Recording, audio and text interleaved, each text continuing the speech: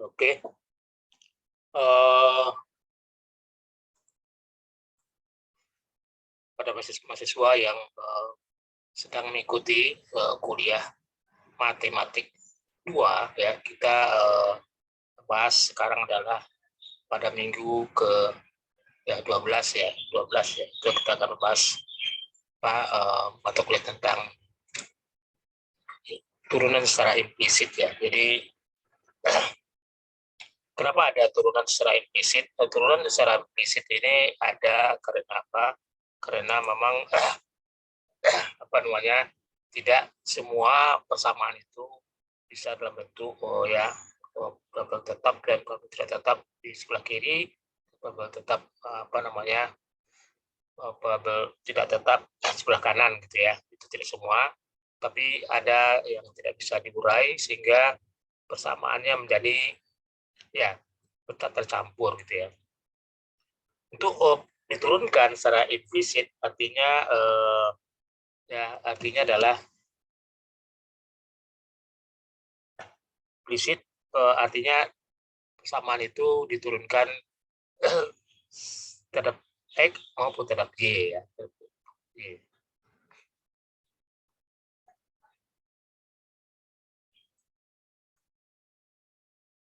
Oke, turunan fungsi implisit ya. Jadi bentuk umum persamaan implisit itu adalah sama dengan ya fungsi X Y sama dengan 0 ya. Ini adalah secara umum ya, fungsi X Y sama dengan 0 atau fungsi X Y Z tergantung apa namanya variabelnya.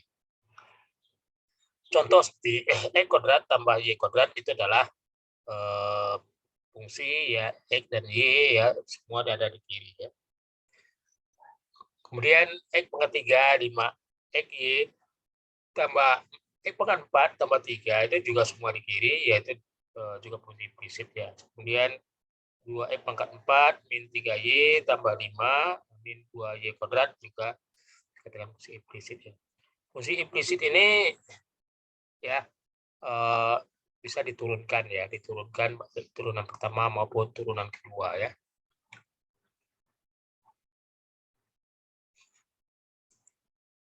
Tentukanlah apa namanya, tentukan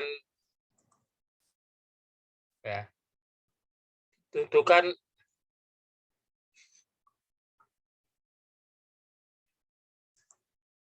ya, tentukan dy per dx dari fungsi implisit berikut ya. X pangkat 3 turunan dy per dx ya, tambah 4 sama 0, X pangkat 5 X Y X pangkat 3 tambah 4 sama 0 ya. Atau ketiga adalah X pangkat 4 min 3Y tambah X Y sama dengan 4Y kuadrat ya. Jadi jawabnya adalah untuk pertama X pangkat 3 tambah X pangkat 4. Sini kita turunkan ya D terhadap X ya, D terhadap X ya sama dengan ini adalah 2 ya, 3X kuadrat dx dx ya, seperti X dx, kemudian 4Y per 3 dy dx ya. Jadi karena dx dx itu kita anggap satu ya, jadi nggak perlu, maka hasil akhirnya adalah 3x kuadrat tambah 4y per 3 dy dx sama dengan 0. Atau dengan demikian kita bisa buat bahwa dy dx sama dengan min 3x kuadrat dibagi 4y per 3. Itu adalah penyelesaian fungsi implisit ya, fungsi implisit ya. Jadi fungsi implisit ini ya karena bisa apa namanya diselesaikan seperti itu ya. Oke, lanjut.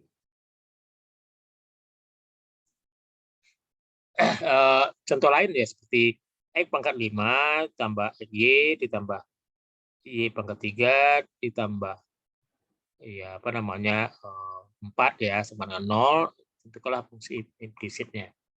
Jadi dalam kasus ini ya kita kerjakan ya semuanya diturunkan terhadap X, dx dan ya X per dx, dy per dx ya. Jadi terhadap dx turunannya. Maka X pangkat 5 ya diturunkan maka jadinya dari 5 X pangkat 4 dx ya, dx ya. Kemudian X Y itu diturunkan pertama terhadap dx, jadi hasil sama dengan dx dy ya, atau dan berikutnya X dy dx ya. Jadi dx dx y X tambah dy per dx. Yang berikutnya adalah ya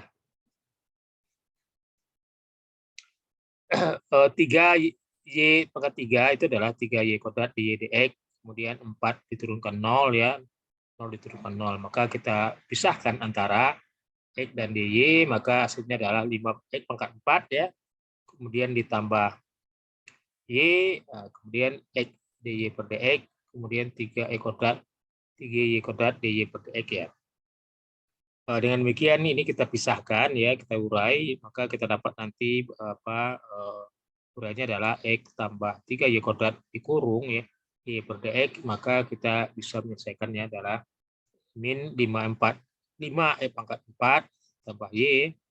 Demikian ya, maka di Y per dx-nya adalah min 5 pangkat 4 ditambah Y dibagi dengan X tambah 3Y kuadrat ya. Jadi sama dengan itu ya. Itu adalah fungsi implisit ya. Artinya fungsi implisit adalah fungsi yang tidak bisa dipisah antara variabel bebas dan variabel tidak bebas ya. Itu. Jadi penyelesaiannya seperti itu.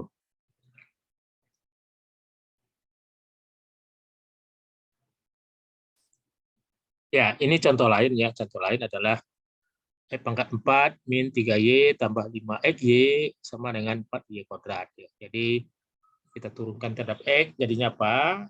Ya diturunkan X ya. X pangkat 4 diturunkan terhadap X adalah 4X pangkat 3 ya. X. Kemudian 3Y diturunkan kepada X adalah 3 dy per dx. 5 diturunkan adalah 5 X Y ya, dx Y, kemudian terhadap Y adalah 5Y ya. 5 X dy per dx ya. Kemudian ini adalah 8Y dy per dx ya. Ya ini kita pisahkan satu persatu ya. Kita pisahkan, maka jadinya apa? Kita pisahkan 8Y jadinya adalah 43 ya. 3 dy per dx, 5Y, 5X dy per dx sama dengan 8 dy per dx. Ya, kita pindahkan jadinya adalah apa? Hasilnya akhirnya min 3 tambah 5X min 8Y dy per dx ya sama dengan min 4 min dalam kurung 4X per 3 tambah 5Y. Kenapa? Karena ya ini adalah terhadap X ya. Maka kita bisa menghasilkan apa? Menghasilkan persamaannya adalah dy per dx sama dengan min 4X per 3 5Y dibagi dengan apa namanya? Ya min 3 ditambah 5X min 8Y. Ini adalah persamaan implisit ya. Implisit. Jadi karena susahnya kita membuat suatu persamaan yang parameternya terpisah gitu ya antara Y dan X, maka kita tetapkan adalah ini persamaan implisit ya, implisit ya. Oke, kita lanjut.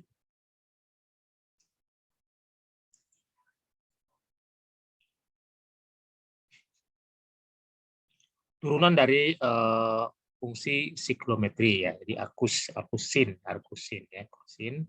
Kalau Y-nya arkusin, maka Y-aksennya adalah seper akar 1 min E kuadrat. Jadi itu ya, di turunan arkusin sama dengan 1 seper 1 ya 1 min E kuadrat, yaitu arkusin ya.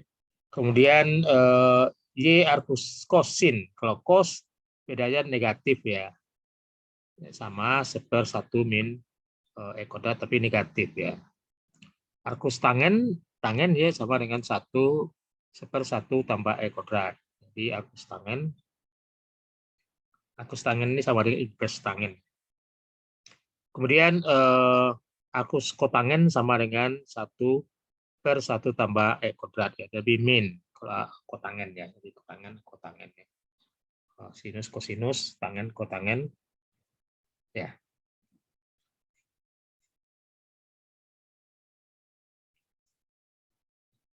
Contoh seperti apa? Contoh tentukanlah dy per dx dari fungsi berikut ya. Y Agus tak sin 5 tambah E kuadrat ya. Maka kemudian Y Agus tangen 5x tambah 9 ya. Tambah 9. Jadi berapa nilainya?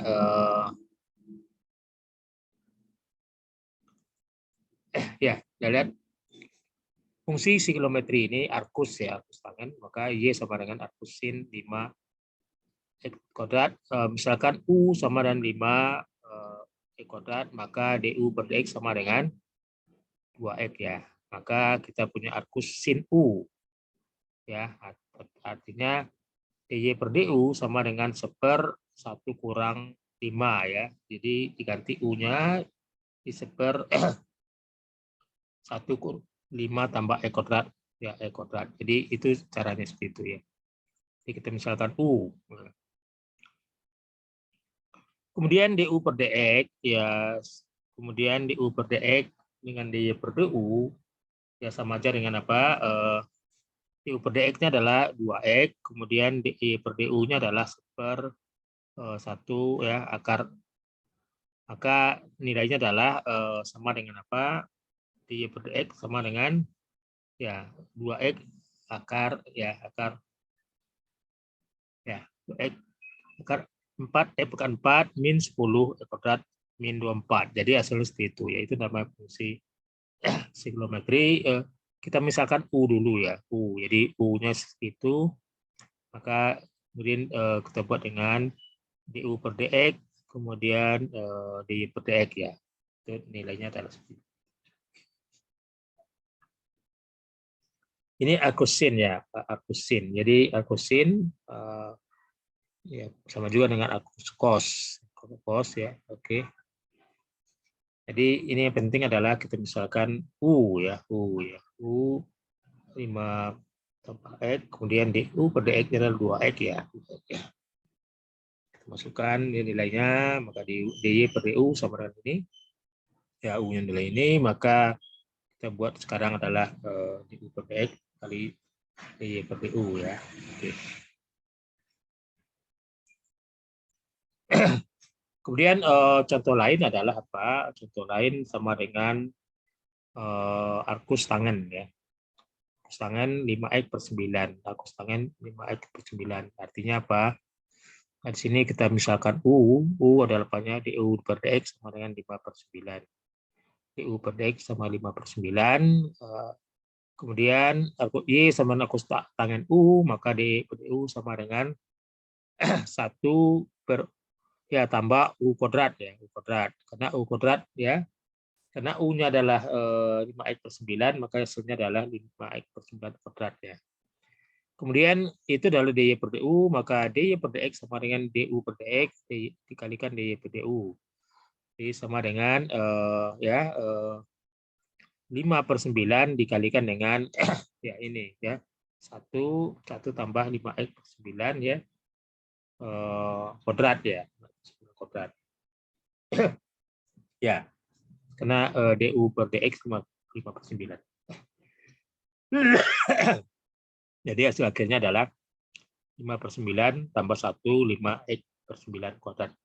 Ya, ini cara penyelesaian turunan arkus sin ya. Jadi yang penting kita dapat rumusnya.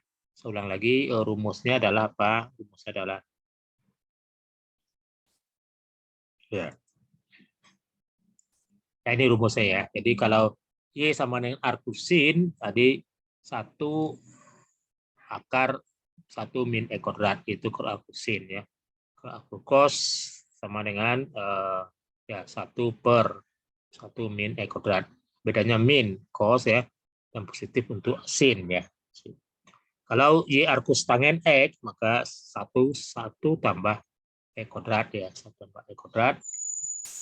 Kemudian kalau Y arkus kotangen X sama dengan 1 min, ada min ya, min 1 tambah E kuadrat ya. Jadi bedanya itu. Jadi Ini rumus dasar ini yang kita harus ketahui, kemudian kita bisa menyelesaikan ya kalau dia berbentuk sin-nya dalam bentuk E kuadrat tambah 1 apa segala macam ya. Jadi berdasarkan rumus dasar ini kita selesaikannya. Ya, kita ulang lagi bahwa persamaan turunan implisit ya, itu turunan implisit itu tidak harus hanya sampai turunan pertama ya, bisa juga turunan kedua ya dan turunan ketiga. Terus lanjut terus ya, sehingga kita bisa mengerjakan sampai turunan ketiga. Jadi kalau udah keempat dan kelima, kalau turunan keempat kelima itu agak ramai ya, agak sulit ya, tergantung soalnya dan ada agak sulit ya. Tapi turunan fungsi implisit ini ya implisit bisa dilakukan dengan terhadap turunan kedua. Misal ya, bagaimana caranya kalau mencari turunan keduanya. Kalau turunan kedua, artinya persamaan ini kita turunkan lagi terhadap X dan Y ya, terhadap X dan Y, sehingga kita bisa ya, bisa menghasilkan nanti turunan ya. X dy per X, ya ini diturunkan lagi ya, X diturunkan terhadap X sama dengan 1 dy per X, kemudian diturunkan lagi ya ini adalah turunan kedua, jadi X turunan kedua gitu ya. Turunan kedua ini adalah diturunkan juga terhadap X dan Y ya, didapat nanti ini turunan dy per X, ini turunan kedua ya. Ini diturunkan terhadap X ya, ini diturunkan terhadap Y. Maka nanti ketemu dy per X kuadrat d kuadrat Y dan bagi dy kuadrat ya. Maka ketemu lah turunan kedua ya. Jadi turunan kedua dan seterusnya itu agak lebih sulit ya. Kenapa? Kan lebih ramai kegiatannya. Oke, mungkin pada kali ini kita cukupkan ya pertemuan kali ini ya, dengan saya akhiri dengan ucapkan assalamualaikum warahmatullahi wabarakatuh.